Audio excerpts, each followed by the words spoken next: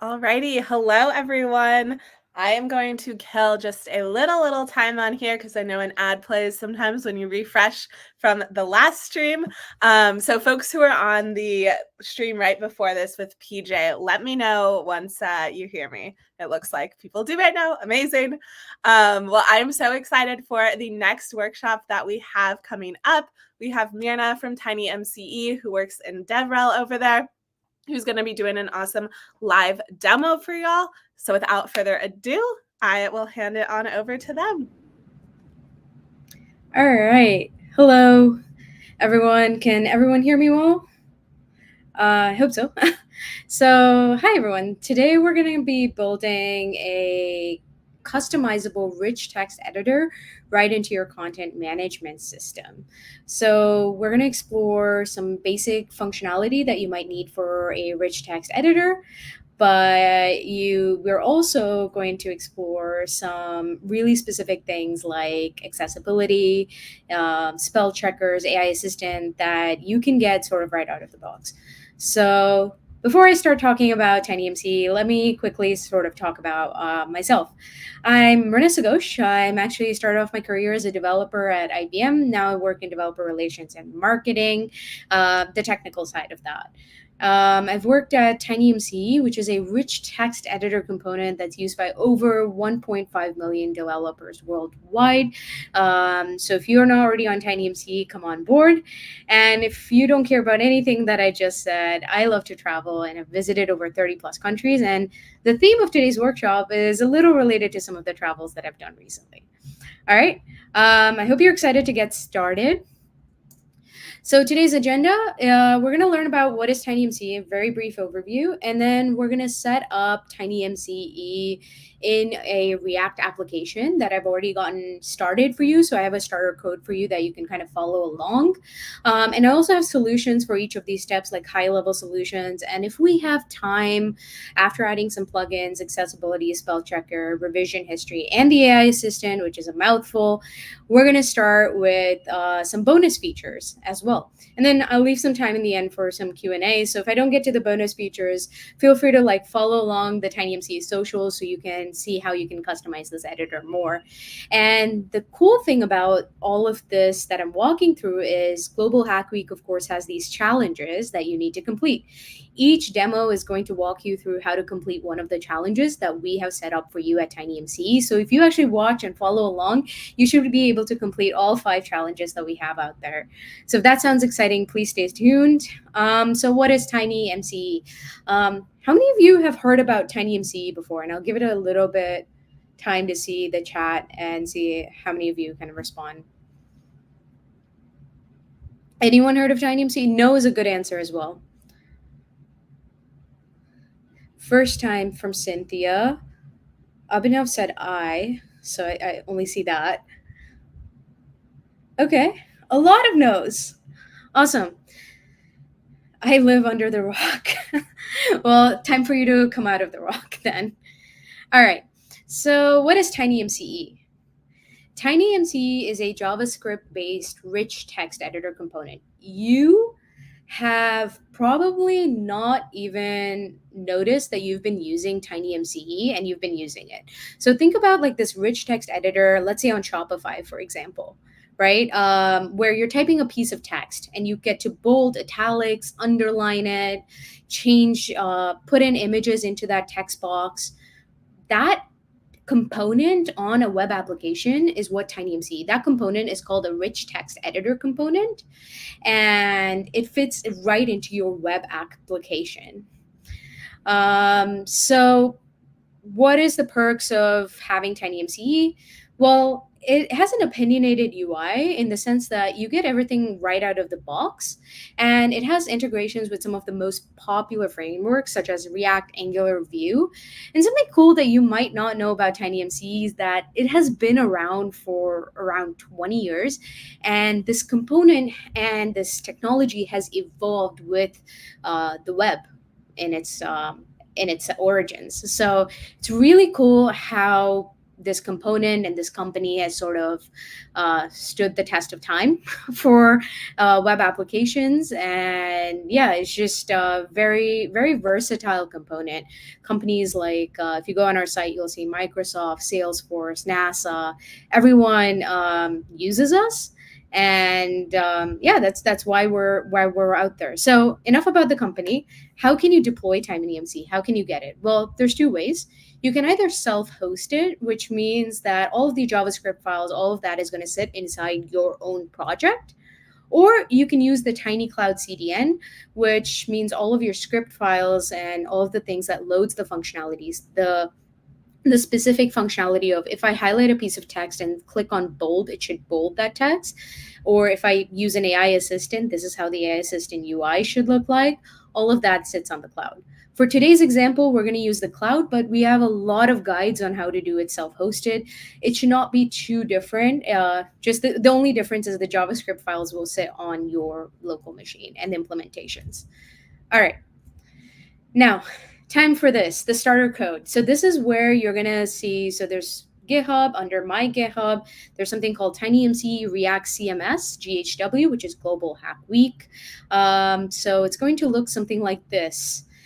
Does everyone know how to get here? I'm going to ask Mary to kindly post this in the chat for everyone's access, and also post the slides in the chat in case anyone wants to follow along with the slides as well. Once Mary...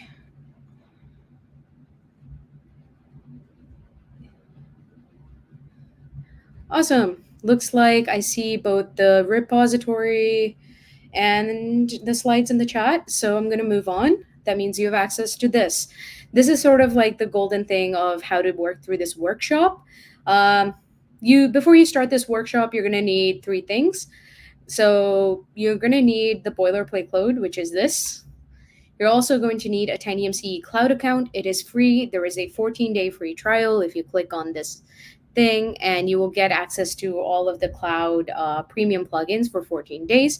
And you have a lifetime access to all of the open source plugins. And then you also need an open AI API account if you want to follow along until the end for the AI assistant, so that you can test out the AI assistant. In today's day and age, I'm assuming everyone already has a ChatGPT account. If not, go ahead and create one, and you should be able to get a free API key from there. All right. So once you have all of the prerequisites, what you're going to do is you're going to say git clone and clone this repository.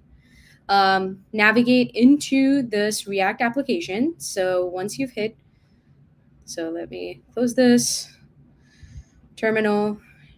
You can copy this code. I've already have this repository open over here, but in this terminal in VS Code, you can just, you can do that, and you should be able to get access to the repository. Once you've done that, you just run your basic npmi, and then I already have this running here, but I'm going to do this again for demo purposes. Npm run dev, and that should spin up TinyMCE in this application and our local host. So this is just the starter code, right? This should look like this. This is not TinyMCE. Here, this where I have start writing your post here, this is where we're going to install TinyMCE. This starter application is supposed to be a mock demo for a CMS. So what is a content management system? If you've not used it, think WordPress, think Drupal. It is a site where a lot of content creators, and I would say, I think there's millions of sites out there that are CMSs or use CMSs that help content creators who don't really understand HTML, CSS, and JavaScript to be able to write and create content on this website. And in order to do that, if they don't really understand HTML and CSS, they should have the ability to have like a rich text editor, so they're not thinking too much about if this is going to appear as bold or if this is going to appear as underlined, or if the link is actually going to work when they publish it. So just like a CMS, I have a title slide, I have this text area for where the rich text editor is going to go, and then a few other things. And I've based this actually on my trip to Iceland earlier this year, where I was there for about a week and it was absolutely beautiful. So this entire theme is going to be around that. Hope this is exciting. So how do I get started? So step one, I have this app running and hopefully, is there any questions on how to get the starter app running? It's basically git clone, npm I, npm run dev, and you should have this up and running. Let me know if there are any questions. If not, I'm going to get started with how to get started. So the way this app is structured is basically, I have this example of a blog, which is this side of things, the title and this text area. And then I have a sidebar component. We're not going to touch the sidebar component, but that's what it does in app.jsx. It's this side of the thing, the functionality. All right. So within the blog, I'm going to click into my blog. And if I look at it, I have two areas. I have a input, which is where my title slide is, just in case I want to change what the existing title that I have. And I also have an area for text editor. So in order to actually install TinyMCE into your application, what you need to do, and let me quickly do this, is you're going to have to first make a change in your package.json file. So we, as I said, we're going to be pulling this in from the cloud. And what we're going to be doing is we're going to say npm I -save at TinyMCE, and then specifically TinyMCE React. So that's how you bring in TinyMCE into your project. So once I've done that, if I go to my package.json file, I will see that in my dependencies, I've added this package to my project. All right. So that's how you get started with adding TinyMCE to your React application. Once you've gone ahead and done that, what you have to do, and let me make sure I have that, is we want to add TinyMCE to this specific text area. But in just good coding practices, even though I might have not followed them throughout consistently, we're going to add something called the tinyEditor.jsx component. All right. And within the tinyJSX component, we're actually going to replace this text area with the tiny editor. So that's the goal, right? To replace this area with the editor. So let's go ahead and do that. So I'm going to say import use ref from React. Then I'm going to import the editor, as my copilot suggests, from TinyMCE. Might have done this a few times before. And then I'm going to export default function tiny editor. Let's see. And I'm going to say editor ref, use ref as null. All right. There's just some basic setup for that. But the really important part comes here. Oops.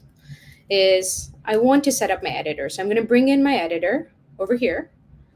And then what I'm going to do is I am going to set up my API key. I already have a .environment file so that I don't show my API key in public. But the way I'm going to do it is import .meta. This is a great practice so that you don't just publicly display your API key right in your JavaScript file. Now, if you're wondering where do I get this TinyMCE API key, let's go to tiny.cloud. If you do a quick login, right, I'm going to click continue with Google. You're going to get access to your API key right here, along with preset instructions that I just walked through. So all you have to do is say copy your API key and you'll get access to it right out of the box. So that's how you get access to it. Just sign into your cloud account, which you should have signed up for, and then scroll down and you should have access to your API key. All right, sounds great. Let's go back here and do some more things. So after I've added my API key, I need to add some basic stuff here. internet equals. And then I should have, oh, great. So this is something we ask that you do in order to sort of set the editor and initialize it within this larger application over here. And then finally, to the more interesting parts of today's work. So we're going to pass in this plugins option. And the plugins is really the core functionality of TinyMCE if you're getting started with it. It's where you pull in what you need in order to do some fancy work, right? And a lot of it is already built in because it is a rich text editor and we anticipate our users to need certain things. So I'm going to pull in this plugin called word count. But what I'm also going to do is I'm going to add in some things in the toolbar like undo, redo, let's say some visual blocks, font family. Maybe I'll also add font size, which is pretty important for some basic editing. Then I'm going to add bold, italic, underline, and maybe like strike through. I think these are some common things that I use to just get started. I think that's pretty good. And then another thing is we had this sort of initial value. Start writing your post here. So maybe we write something similar, or if we want our users to know exactly what they're supposed to do, so we just write something like write your blog post here. All right. Hopefully, if I've done all of my live coding correctly, I should refresh this page. Oops.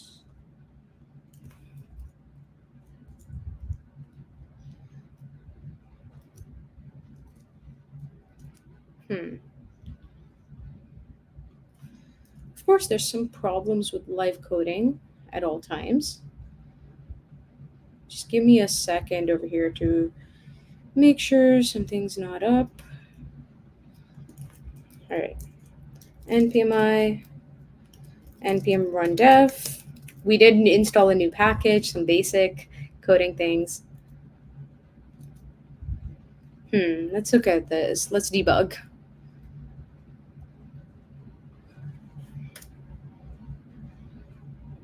That's interesting. So I've added this. Oh, you know what I forgot to do? I forgot to change this in here. So of course it wouldn't do that. Tiny editor, pass it in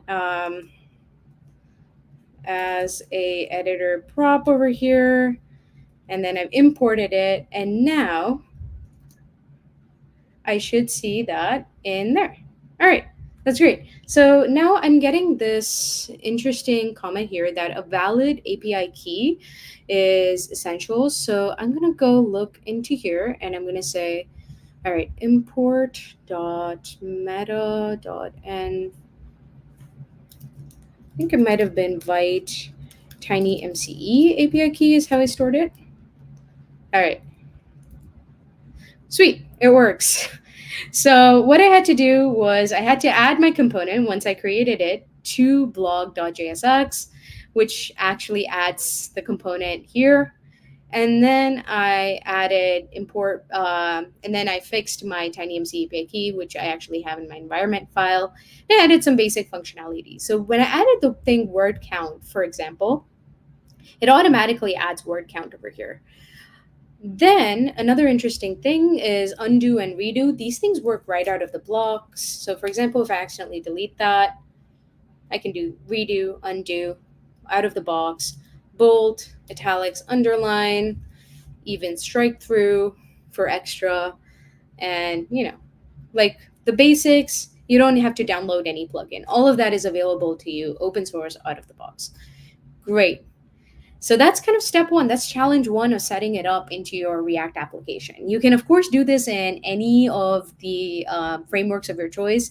We have integrations to over 12 plus frameworks. So I highly encourage you to maybe even pick another framework like Angular or Vue and set it up.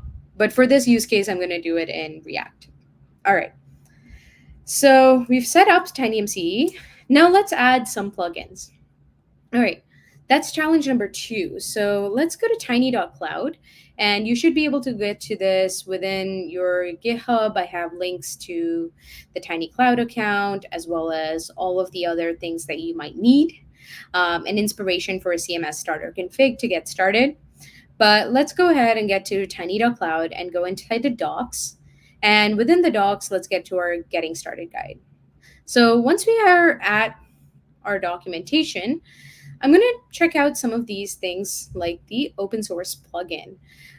So while what we have is interesting, I wouldn't say it actually makes a lot of sense for every single use case. As many of you might know, this is something you can get right out of the box. Why would I use it, right? And that's a really valid question. So the simple answer to that is, well, we can do a lot more with TinyMCE. Like, you can have an accordion-like plugin, which means I can have the functionality of toggling this accordion back and forth. I can also have anchor text where I can set a specific ID in a form to the starting point and things like that. Can also auto link. So for example, if I paste in a URL, it is automatically converted into that specific thing. So let's get started with a few of these. So I think I'll add anchor, auto link. Might also add things like code, for example. This actually opens up the HTML behind the code editor. So if some people are a little bit more tech savvy, if your users, right, are a little bit more tech savvy, maybe they want to adjust in HTML rather than writing. There's also code sample if folks are looking for syntax highlighting. I think I see a question over there about that. So check out the code sample plugin.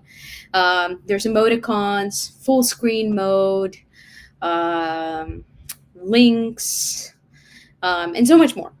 So without me just, continuing to talk, let's try to add a few of those in here. So what I'm going to do is, I think I said I will add anchor on, and it's as simple as actually just saying add anchor to this.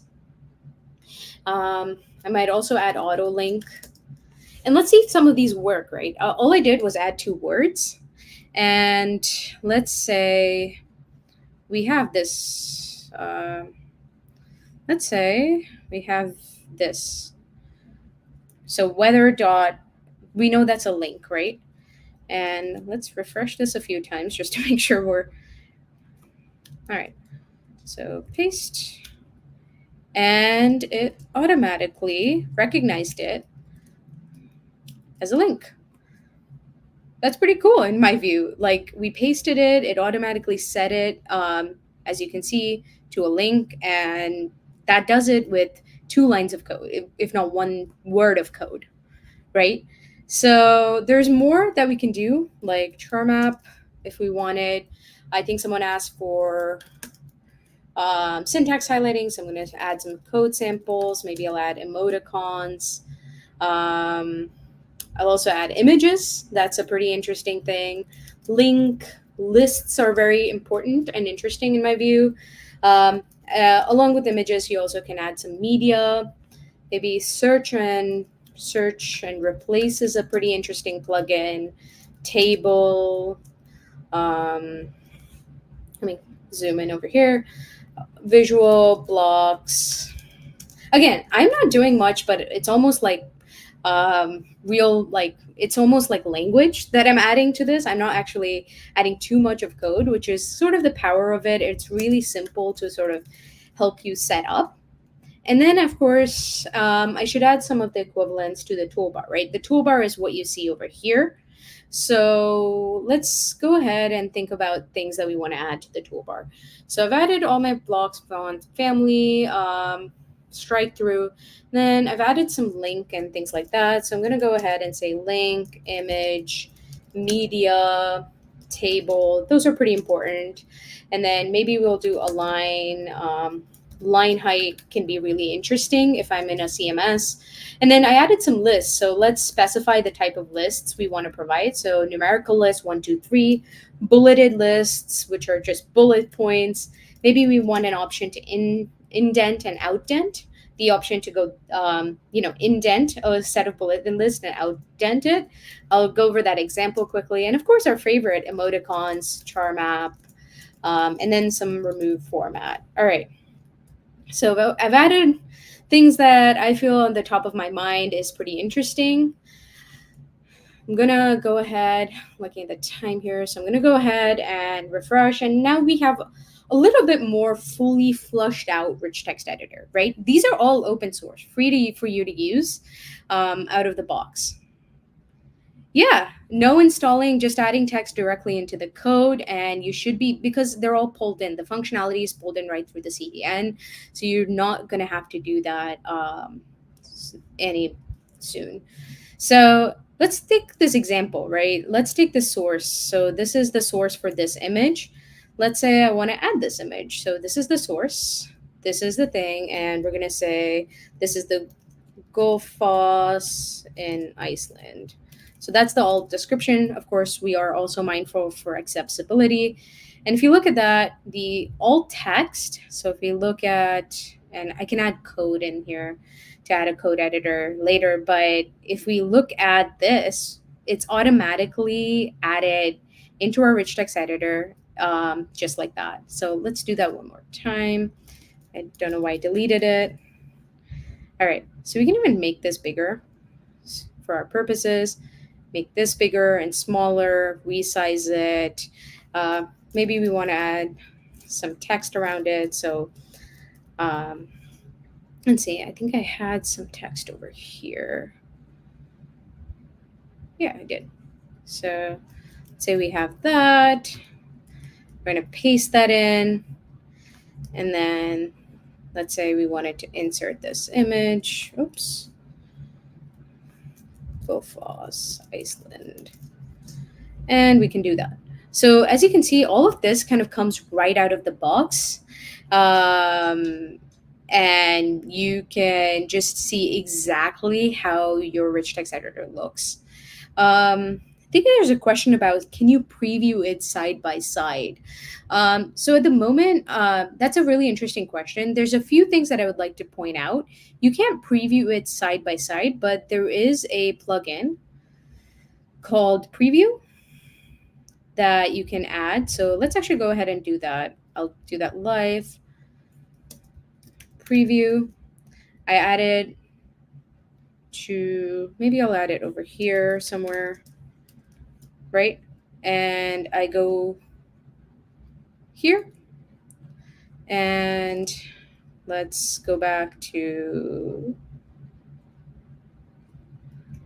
copying this text. And I can click on preview and I can see exactly how that would render. Now, I know the question is, can I actually preview how it's going to publish? Like, is this truly what you see is what you get? So there's another option. So this option is actually, so this option is actually called this idea of multi-root editing. I'm not going to spend too much time on it, but I would highly recommend that you check it out, where you can actually create a specific template. So this is exactly, you know how the HTML is going to look. And then within the HTML, what you can do is you can assign this class called editable. And you can say, hey, these portions of this template is editable. And I know how this file is going to look because of that. And I've already have these merge fags and things like that within it. So yes, you could preview it. You don't even need to do side by side. Maybe you can just do it in your solution, but it depends on what your use case is and things like that. So there are different ways in which you can do it right within the editor without the need to preview it side by side. All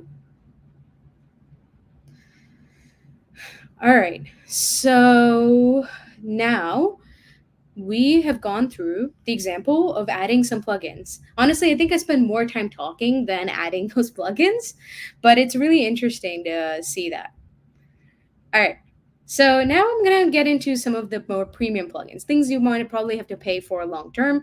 But if you're working for a company and these are things you need to comply with, it's a pretty great resource. So let's take a look at that. Let's take a look at this thing called accessibility checker. So what it really allows you to do is it allows you to make sure that all of the content in the editor, the HTML itself, complies with accessibility standards, specifically WCAG, which is pretty global standard. So well, and other ADA compliances that might be things. So what happens is this kind of icon gets pulled up, and the way to add the accessibility checker, and I'm going to keep this open for us, is I'm going to go back to our code. And any guesses on how many steps it's going to take us to add this accessibility checker?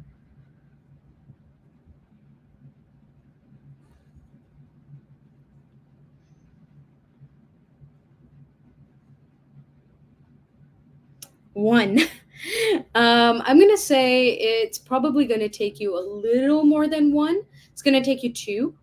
Yes, two. That's a good guess because there is a button on the toolbar. So, accessibility tracker, you add this to your plugins option. And then what you do is you add an accessibility check. And where should we do this? I think it's pretty important. So I'm going to add it right up here. So we add a check. I'm going to create it as a sort of separate thing because it's more a checker. I'm going to leave it there, right? And just with two words that we added to our configuration, we should have an accessibility checker right here. This is great. Technically, we've only written a piece of word, so there shouldn't be too many accessibility issues, but let's play around a little bit. Now, if you do, let's say within the strip, you're offering them sort of like costs of this strip. I've still not decided, but let me check what I need to make this table accessible. So first it said the table must have a caption. All right, so I'm going to make sure to say that cost of trip activities is something I'm going to say, and I'm going to ask it to repair that. Great, it did it automatically. Now it's saying that I must have two header rows. So I'm going to go ahead over here and actually type in activity. And then I'm going to type this in as cost. Then I'm going to redo this check and I say, this is the row, and that's it. So if I run this accessibility checker, this table is now completely accessible within this rich text editor. And when someone publishes this content onto your site within the CMS, you don't have to go through another series of check to check if that HTML is accessible, which is great because it reduces a lot of dev time in the long run. All right, that's all it took to track accessibility. Now, the other thing I promised was spell checker. Something we all do when we're writing is very easily writing something like this and maybe not even realizing that we need to fix the grammar or the spelling around that. So at least we can fix spelling right out of the box. Again, any guesses on how many steps it's going to take us to add spell checker to TinyMCE?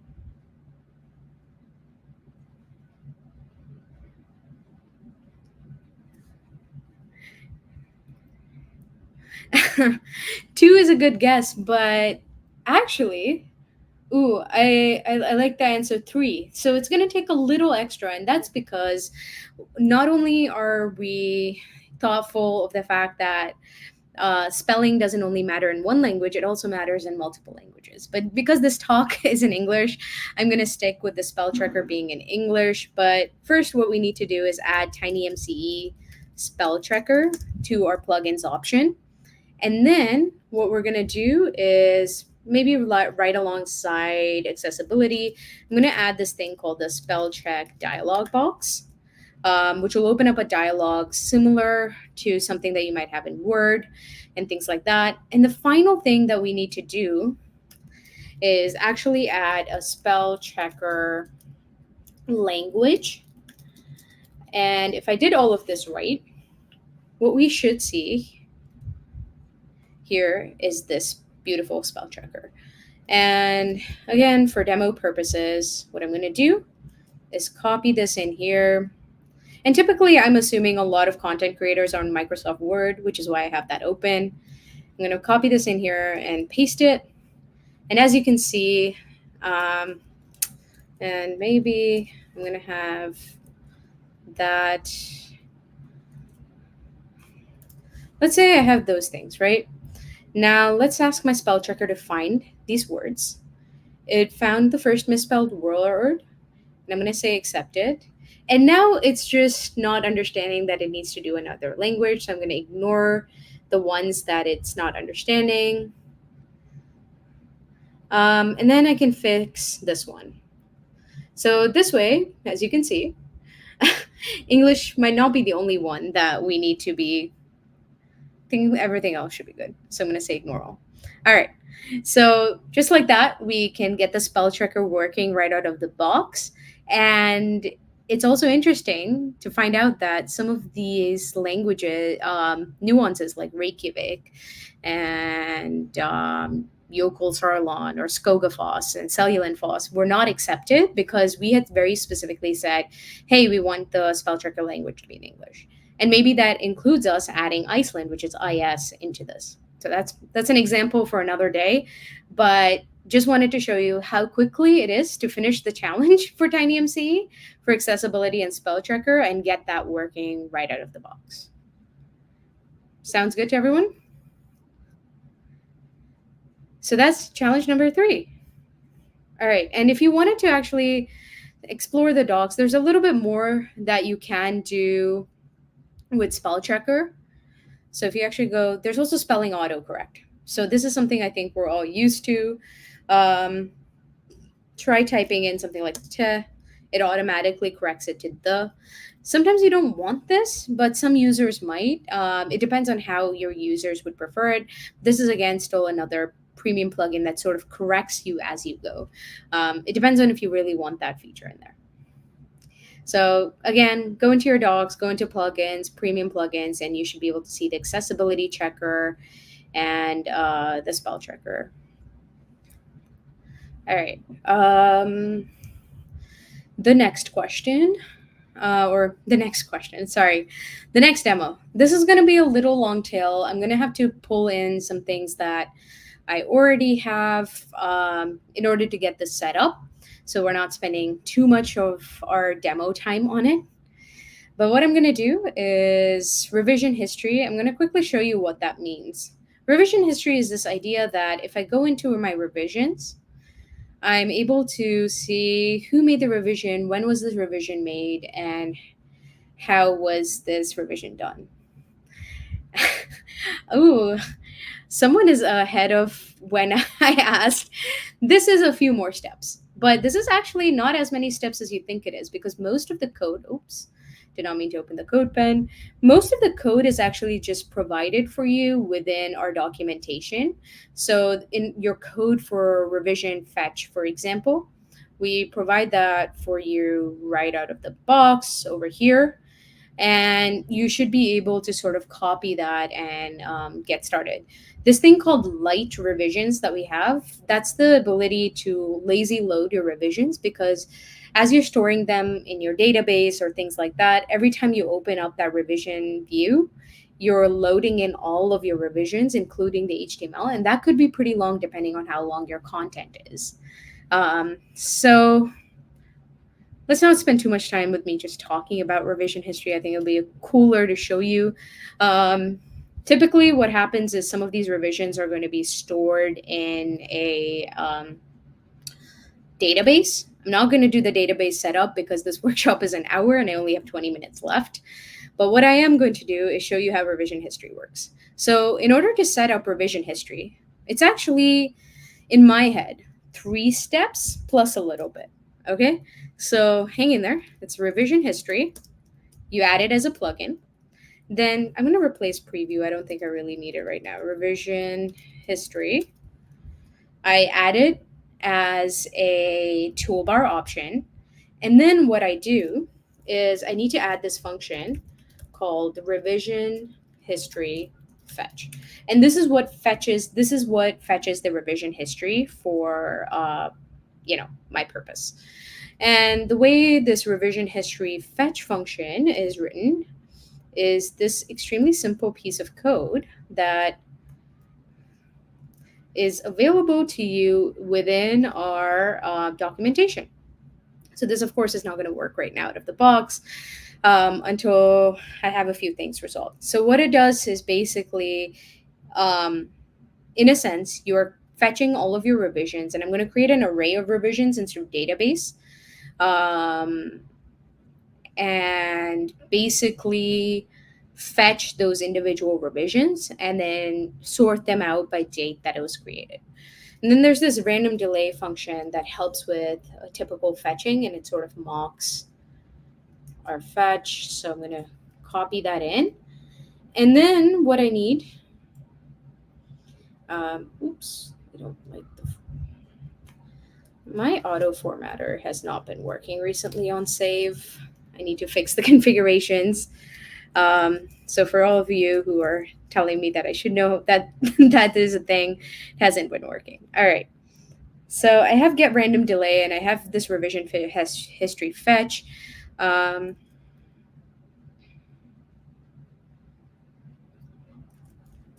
right, we replaced that. And then the only thing, as promised, that I need is a set of revisions. So our revisions have three things. So this is how I'm gonna do a mock DB of your revisions. So basically it's just an array, it's a data. So we're gonna have this in a DB, and the revision's gonna have an ID 123, unique ID preferably, a created add date. So today's October 4th. So we have a created add date related to that. And then we have the content, right? What this content could have been. This is ideally something that you would have gotten from your editor and set it. But for the purposes of this demo, I'm just going to put it in right here. And that's it. So I have that. I'm going to refresh it a few times. And I see the revision history is right up here. I click on it. And then I can see that at different points in time, there were different edits to that based on what happened. So this is like the original version. This is a different version of the revision history. Maybe I want to be talking about this, and maybe I restored this version. And as you can see, that sort of gets restored, and you can also maybe go back and forth and so on and so forth. So it's a great way to understand like who edited it, store version history, and things like that. Especially when different people might be working on the same blog posts, and if you want to know more information about that. All right. So if that sounds great, you can also, as I showed you in the demo for revision history, you can add more information to this. So there's something called adding an author information, right? You can display a very specific author and say that this, let's see, for example, display author is true and this specific revision was made by this author. Maybe you fetch their information. For example, here I have a list of authors. These are all my colleagues, Coco, Vadim, and Brad. Maybe we click on Coco and say she's the author. And if you do set that, then your Tiny editor gets a string file which basically reflects the state of who is editing this draft, for example. So I know we don't have too much time left, so I'm not going to do the author thing live right now, but again, it's a pretty simple add-on. You basically add revision display author true over here, and then you add the author information. And then what you have to do is also make sure that all of your individual revisions have an author associated with them so that you can identify who edited which version of this history. So in your database, along with revision ID, created add, and content, you'll also have a author. It's not required to complete the challenge, but I just thought it would be really interesting and cool to show you. All right. I know revision history took a little bit more time, but again, it's not as complicated and you don't have to worry about all of the revision functionality that's sort of set up for you right out of the box. Your job is to make sure you're connecting it to your database, whatever your database is, and then we have provided you with the function that will help you automatically sort it based on the time. Sweet. I think that sounds great. Now let's move on. Oops. All right. Now let's move on to this, which is the AI assistant. I have about 10 minutes. I don't think it's going to take all of the 10 minutes, but let's talk about the AI assistant. AI is pretty big today. Everyone is using it. And of course, we are too. And the cool thing is, most models today are large language models, which means that their biggest use case is for writing. And for people who are on TinyMCE, especially blog writers, CMS users, email editors, things like that, having an AI assistant writing right along your side is pretty useful. So instead of having to switch tabs, let's say you're writing here, maybe you want an idea from ChatGPT, so you copy this over, go to ChatGPT, paste it in a different tab, get your information, paste it back here. That's a lot of movement.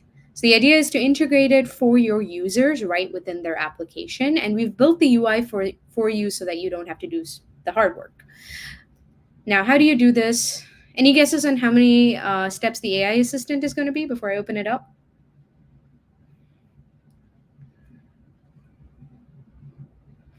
4. Approximately right. So the AI assistant is actually going to be around 3 to 4 steps. What you really need for the AI assistant is to add the plugins option, to add an AI dialog and an AI shortcuts in your toolbar, and then to add the AI request function. This request function, if you're using some of the big LLMs like OpenAI, Azure, Amazon Bedrock, Google, then we've already provided how you can connect with them right out of the box. So really in 3 to 4 steps, you should be able to set it up. So let's get started with that. All right. So in order to add the AI to TinyMCE, all you have to do is add AI to your plugins option. Maybe I even want to add it before all of my other plugins, just so that it kind of stands out as a new feature, right? So I add AI dialog, AI shortcuts, and then I add a division over here. And then finally, as I saw over here, I need this thing called the AI request function. The AI request function, in a production ready environment, you're going to do this on your server side or have like a proxy server. And we have a reference guide for you to do this in a proxy server. But for today's sake, I'm going to do this all on the client side. So I'm going to add AI request, right? The idea is you're going to be doing this in a proxy server on the side, just like revision history fetch. And what I'm going to do is, oops.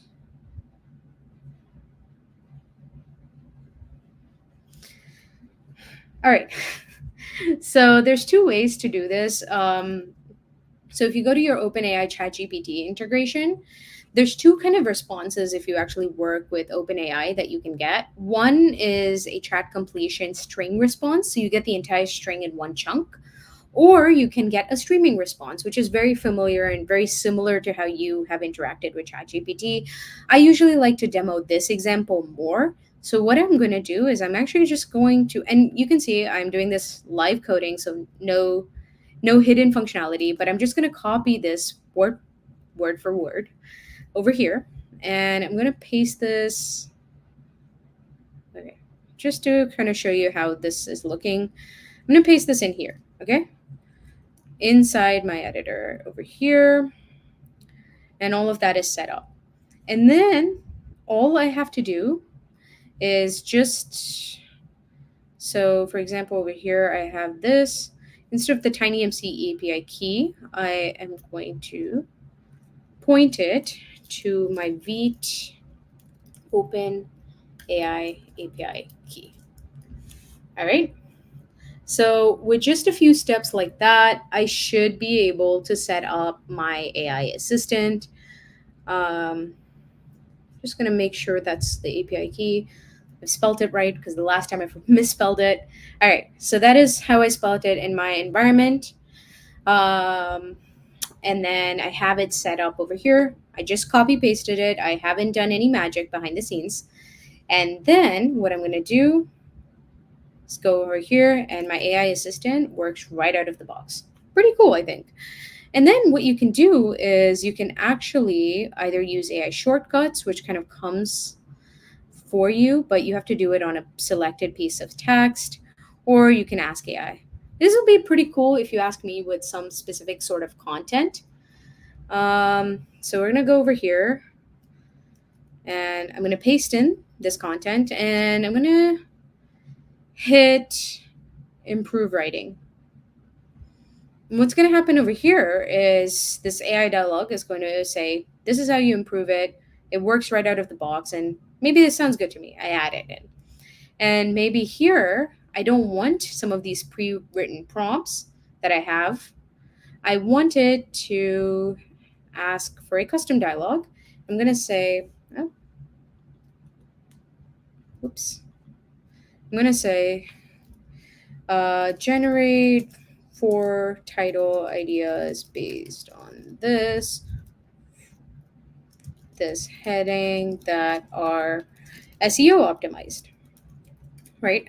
This is what I would ask AI, and maybe this is how it does.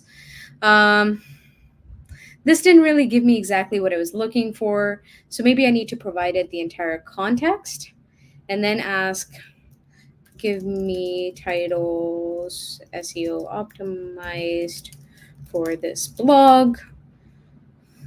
And now you can see if I provide it with more context, just like you would for OpenAI or ChatGPT, you get more options to choose from. So you can either use it as you would ChatGPT, or you can select a very specific area, use these pre-written prompts. Now, these are not the dialogues, these prompts that you are stuck with. Let's say you have a very different use case. Then what you're able to do with the AI assistant is customize these prompts to your choice. So let's see, AI shortcuts. So AI shortcuts, this is the prompt. If you wanted to know what's behind the scenes, what's happening, this is the prompt that we have. You can actually copy all of this, and then you can actually set into you can actually set it into your object. So if you add an AI shortcuts object into your editor, you can actually customize these prompts. So for example, I'm going to copy this over here, this example that I have over here. And these are, let's say, your custom prompts. We're writing for, we're writing specifically for some sort of screenplay, and this is very specifically for theater. So we go over here, refresh the screen a few times, and you can see that all of the prompts have changed very specifically to how you would like it. So if you don't want the prompts to go what we've provided by default, which we believe most content creators would use, then you can also absolutely customize them to your use case so that your users actually get value out of it. All right. So I think I have about 7 minutes left in this session. So I'm going to show one more really cool thing. We're all developers over here, right? And I think I have time for this plugin. We have this new plugin that I'm pretty excited about, and it's called the Markdown plugin. So as a developer, a lot of us are creating content on Markdown, and having the ability to paste Markdown directly into my editor is pretty cool to me. So today, and I have this example blog that I uploaded, the same blog, right? I put it in Markdown. And let's copy this today. If I paste it in, it looks like that. It's kind of ugly, right? That's not how I want it to look in a rich text editor. I might have written it in Markdown, but I want the preview to be a little different. So how would I change that? And I also wanted, I'm gonna get a code editor in here too. But yeah, I also want it to look right in the HTML sense, right? Because I want heading 1 to become heading 1. So how do I do that? So all you have to do is add Markdown to your plugins option, and you kind of have that out of the box. So I'm gonna go into my Tiny editor and add Markdown to my plugins option. And this might take a little bit of refreshing. I've sometimes realized the caching is interesting in this. All right. And then I have this blog example.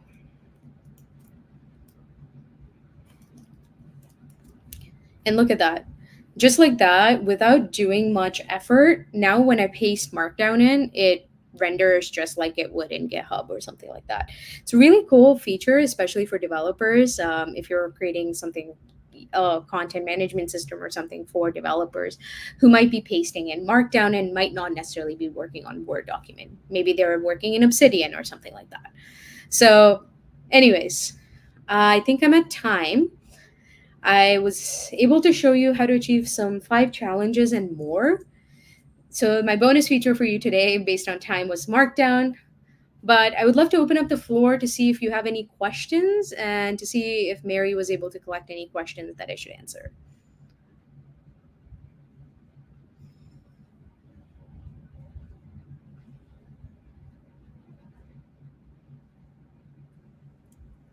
Um, um, we did have a couple. I think most of them you actually answered while we were going through the workshop, but I'm sure folks are going to post some more. So someone did ask about the plugin for syntax highlighting, which I think you covered. Yep, I did. Awesome. And then another person asked about previewing side by side. I think this was with one of the plugins and the code editor there. Yeah, so there's 2 options to preview. The first one, as I said, was the open source plugin that's Preview, that's kind of available for you right out of the box. And the second one is the premium plugin or it's actually not a premium plugin, but the ability to do multi-root editing within your templates. So the idea that instead of having to separately go and preview your content, the ability to just put in HTML and then specify which regions of that content, for example, this is editable, and just give it the class title editable, and TinyMCE will automatically handle that for you. Awesome. And then I do see someone asked how to submit these challenges. You can actually find where to submit them on the link to each of the challenges over on our challenges page, which I will drop in the chat for you all. I know some of them are submitted on our Google form, and then a couple are over on our dev post. So it's going to be either of those two, but I will link that for y'all. But it depends on which challenge you're doing. The sign up challenge, that's on the form, but then as you start doing more of the setup, those are on dev post. Here's a good question. Someone asked where they should go for further questions and follow-up information. So I think there is a Discord channel, but even if you tweet at us, so at Join Tiny, I believe is our Twitter account, I will be monitoring that. My social media manager will be monitoring that, and we'll be able to answer any and all questions you have. Absolutely share on Twitter or on LinkedIn, and tag me and Tiny if you end up doing any projects. We would love to see what you come up with and how you're using this in your projects. Absolutely. And we will give it another second to see what other questions come through here. And I will also post in Discord for y'all the link to the GitHub repo as well as the slides. So y'all have that, especially for folks who are watching this on the recording later on. Go and find those in Discord if you're having any trouble.